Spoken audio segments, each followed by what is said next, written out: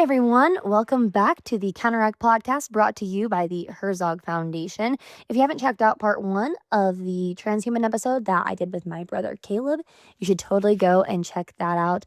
I just got back in from South Korea after our team was a part of Build Up Korea this past weekend. So we'll get on the podcast hopefully next week and talk about all that the Lord did through that experience and all that he's doing in South Korea. So be looking forward to that episode. But in the meantime, thanks so much for joining us for part 2 of this episode. I hope it's really informative. I know this was really an encouraging conversation for me and just really fun. So, yep, thanks so much. So now it comes down to the ethical dilemma, because it's like going back to the Luke arm, which again, that's just so nerdy to me. It's like basically this prosthetic like arm or prosthetic that's connected to neurons in your brain, so your brain can actually control that. That's awesome. It is. We love this. This is amazing. But isn't it transhumanism if we're developing ourselves with technology? Or what about technology that allows blind people to see? Which that's like, again, like, I'm not saying that that's a bad thing. It just reminds me of like parable or like stories in the New Testament where Jesus makes the blind see. Yes. But like we want people to have their vision restored. So like what's the ethical line when it comes to allowing, because this gained a lot of traction, not in like not even in the philosophical realms, but in the medical realms is what you were talking to me about. Yes, because that's where like using tech on people's bodies, where it really makes the most sense and where it's began. A lot of like people, answering your question, who look at this ethical problem, like whether they're Christians, whether they're transhumanists, whether they're Christian transhumanists, they make this distinction between like therapy and enhancement. Okay. So they're just kind of blanket terms. What do they mean? So therapy is like basically normal medical like stuff. Like if we do like curative care, palliative care, preventative care, like the 3 branches of medicine, where it's like, this is normal. We're preventing a disease. We're keeping you from getting a disease, or we're like keeping you feeling fine as you're dying or as you're recovering from a surgery or whatnot. And then transhumanists want to add like augmentative care, which is like enhancement, which is like, okay, you want to be able to see better. Okay, we'll give you laser vision. Laser vision, yes. X-ray vision. Which, like LASIK surgery is really cool. And so when your eyes don't see well enough and they give you surgery to make your eyes see normal, that would lie in at least like a Christian definition into like therapy. Because so kind of like the way you kind of described this to me is like therapy is like what you can using technology to restore the body to its intended like biology and physiology, like its intended purpose, its intended design. Whereas enhancement is like, I'm going to push the body past its intended design and function to do something that it wasn't made to do. So like the Winter Soldier arm, imago Dei again. yes, right. That's like the cool thing about like the Christian moral ethic is the most logical and is the most consistent. It is the only consistent logical ethic. It just genuinely is. It's the only logical ethic that you can be consistent with and honest with and always apply evenly and directly. And so it comes back to the imago Dei every single time. We did an abortion episode a few weeks ago, and the question was, who was the person in the womb? Like, how do we view the image bearer? Yes. Speaking on abortion, a very important transhumanist phrase that I haven't mentioned yet is morphological freedom. Were you going to get to that? Oh, actually, it's probably in there because it's actually at the bottom of this page. Okay, because that's like their biggest like push. And so when they're saying that sounds so like morphological, like the freedom to do what? To do with whatever you I was having a stroke with the mouth. To do with your body whatever you want, like morphological freedom, like morph your body however you want. Which sounds really weird. And they're pushing like for like they basically are telling like trans rights people, like women's rights people, abortion people. It's my body, my choice. They're saying like, hey, we should all don't push for like trans rights. Don't push for women's freedom to their own body rights. We should push for morphological freedom because it sounds so much better. And Right. and they say because it's all encompassing. It is. And do you really have the right to do with your own body with whatever you want? Mm-hmm. Do you? Mm-mm. Mm-mm. We talked about this again. Go back to the abortion episode. Amazing how we just talk But about. abortion is a little different because it's not your body. Well, that's the thing. That's the thing. Is it's like we can't apply that like logic to things like. But they Oh, do. but I 'cause they're not want to Christians. with my body. I want to pull the trigger with a gun through that window. Right. Which they also, in that, advocate for euthanasia too. And Yes. like physician-assisted suicide. They would say, obviously that's fine. That's of course it's whatever you want to do with your body, and that's becoming more and more and more popular. And again, if there's that in your spirit, like Christian or non-Christian, like natural law says, Yes. that doesn't feel right. That feels antithetical to like the entire purpose and practice of medicine, and it is.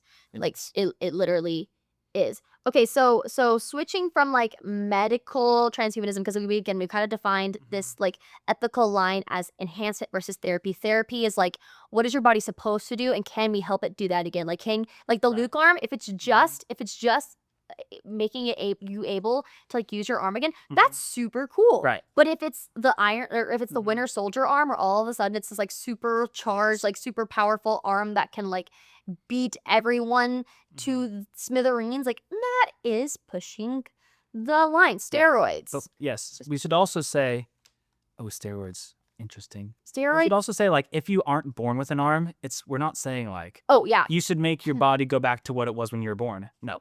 To what like the human body was created to do by God. I So love if it. if you were born blind and there's a procedure that could make you blind, not blind. Don't take that one. Don't take the one that'll make you blind if you're blind. But if there's one that could make you like be able to see, obviously do it. Do that. But that's And but even we if it's count that as technology, therapy. yes, just like pacemakers. Is your body like supposed to shock itself to like make it live again? No, not really. But that's making your heart work the way it's supposed to in God's created order. So yes, we would describe pacemakers as ethical technology, ethical medical technology. Therapy. Therapy. It's Yes. technically therapeutic, like in that applied In the that application definition, of the definition. Yes, we can count it as therapy in our conversation. Hey everyone, I am so excited to share some big news. Counteract USA is now a part of the Herzog Foundation podcast network. If you're new to the Herzog Foundation, they're all about advancing Christian education and empowering families, educators, and leaders to boldly stand for biblical truth. Just like us at Counteract USA, they believe in counteracting the ever-changing political and cultural tides with grace and unwavering faith.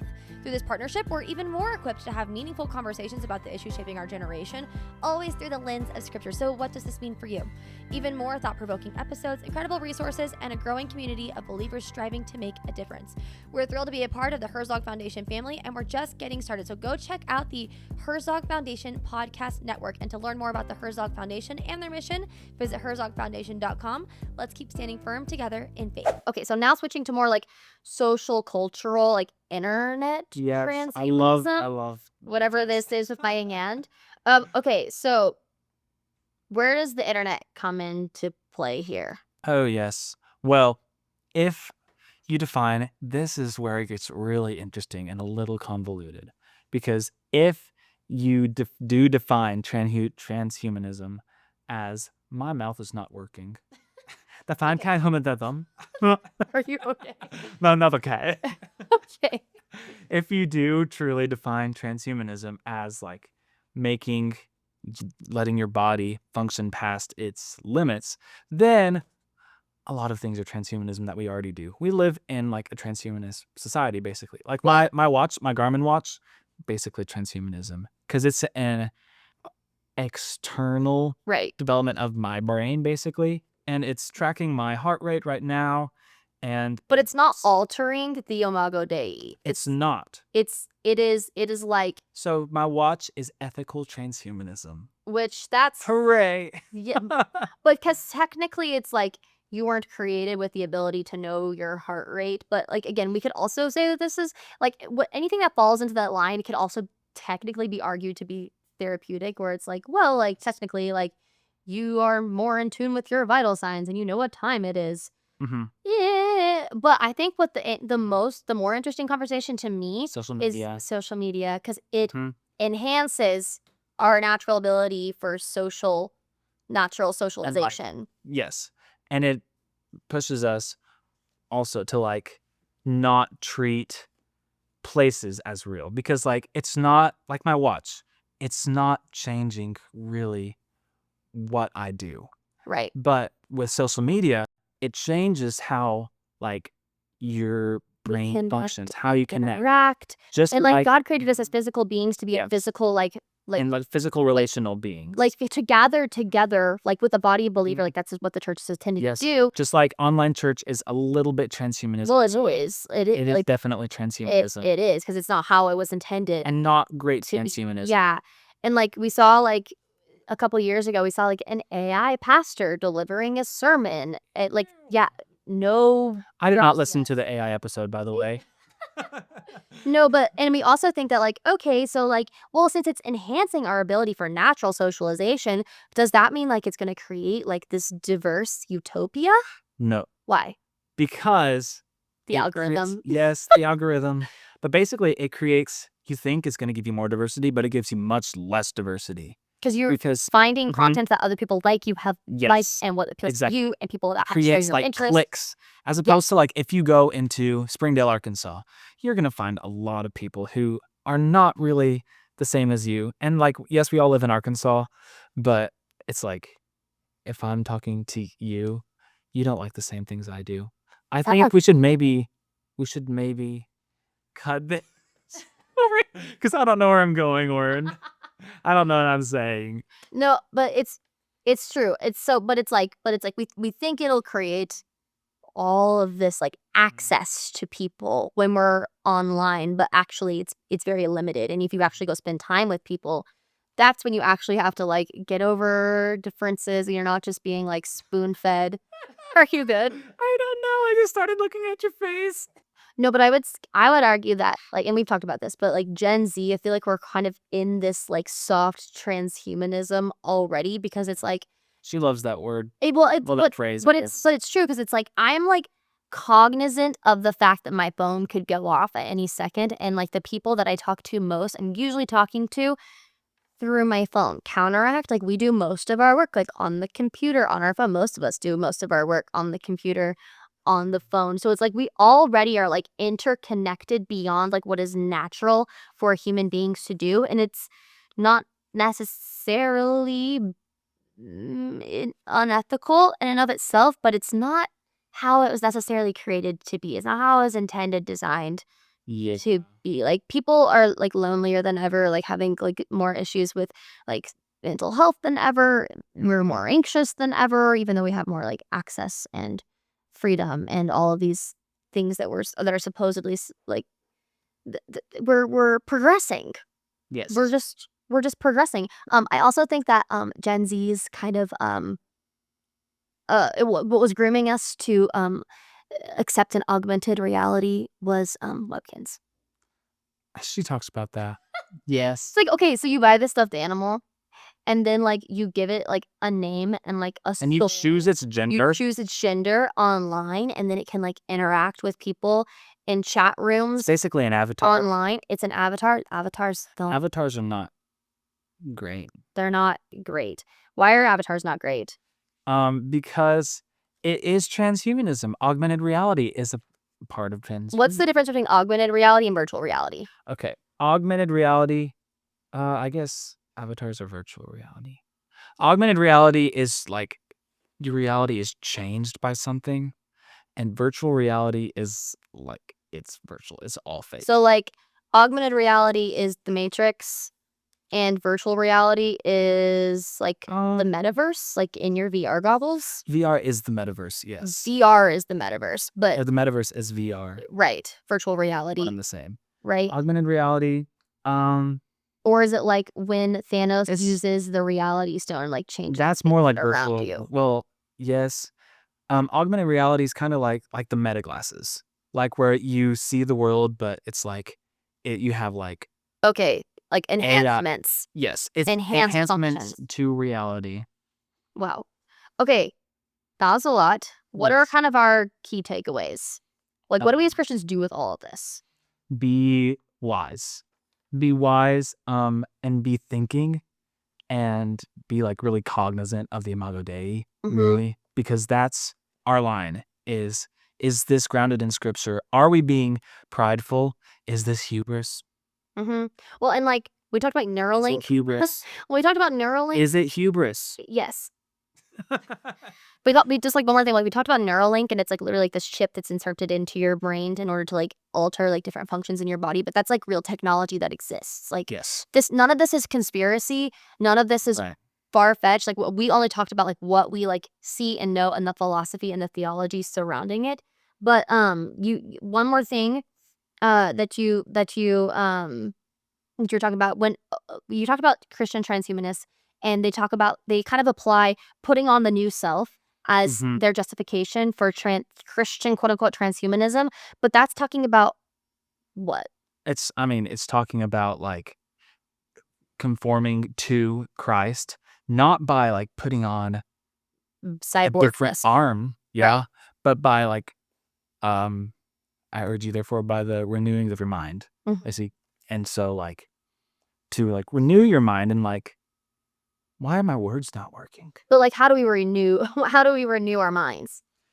Just to be constantly in the Word of God and be thinking on Him and on the things of God. Yeah. And I think like taking like actual breaks from like social media Yes. and like our phones. I did tell you to do that, right? You did. Yes. It's like super, super important to make sure that we are like making sure that we are ourselves drawing the line between like when am I like being so tethered to like the internet, my friends online, and like not just like gamer friends online, like literally like texting like my friends that they genuinely are my friends, but also just like touching grass every once in a while. Touch grass. Touch grass is biblical, is what she just said. What? Mark that down. That's not what I said. I'm just saying that it's Actually, helpful. touch grass. I mean, it would be. I don't know. God created the grass. The grass. Also, like, yeah, like the solitude. Solitude is a spiritual discipline. And so, like how Which means not having your phone with you. Not having your phone with you, and also like taking time to just be like alone and in silence and just listening to the Lord and in like prayerfully being just quiet, because we live in a very loud world that tells you all sorts of stuff, because we live in a transhumanist world. I do. We have way more information than we possibly could ever possibly could ever need or use, or that any other civilization ever has. I know you've probably heard this millions of times. Well, and the question comes back to like can we as Christians be neutral when it comes to technology? No, there's no neutral ground. Every square inch, every square millimeter, I'm making this wrong, is claimed by God and counterclaimed by Satan. C.S. Lewis and I don't know what. Cosine of it. Cosine, yes. Cosine of it. It's like that Michael's God quote. With that, I think we're going to wrap for the day. Don't sell your soul to the demons of technology. Come to our conference in November. Yes. Resolve to stand. Caleb will be there in person. Also, Caleb helps with our curriculum for Counteract USA. I should have like led with that. That's okay. He's also my brother. What? Abolition of Man?